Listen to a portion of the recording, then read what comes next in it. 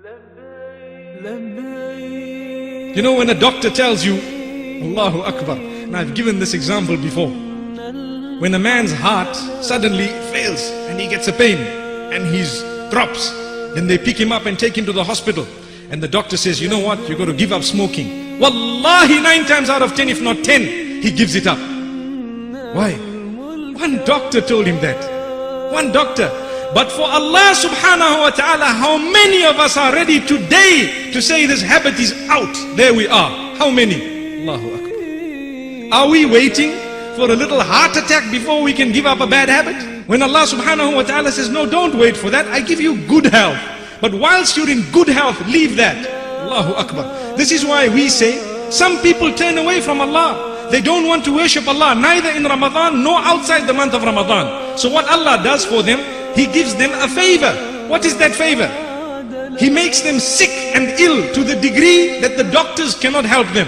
So what do they have to do? They are forced literally to say, Ya Allah, for the first time in their lives, raising their hands and coming salah early, mashallah. That is cheap. Wallahi, cheap meaning we are still fortunate that we haven't died before we raised our hands to Allah. But the question I have, should we wait for something to happen to us before we're going to raise our hands?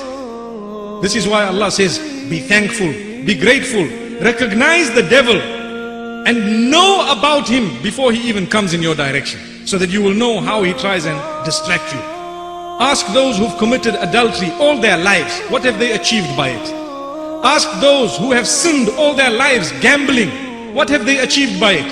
Ask those who have sinned all their lives by stealing, cheating, conning, deceiving, by engaging in all sorts of other sins, whether it is drugs and alcohol. What did they achieve by it? They achieved what?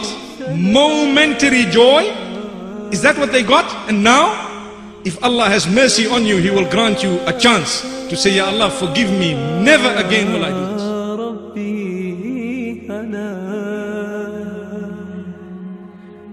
لولاك يا ربي هلا لبيك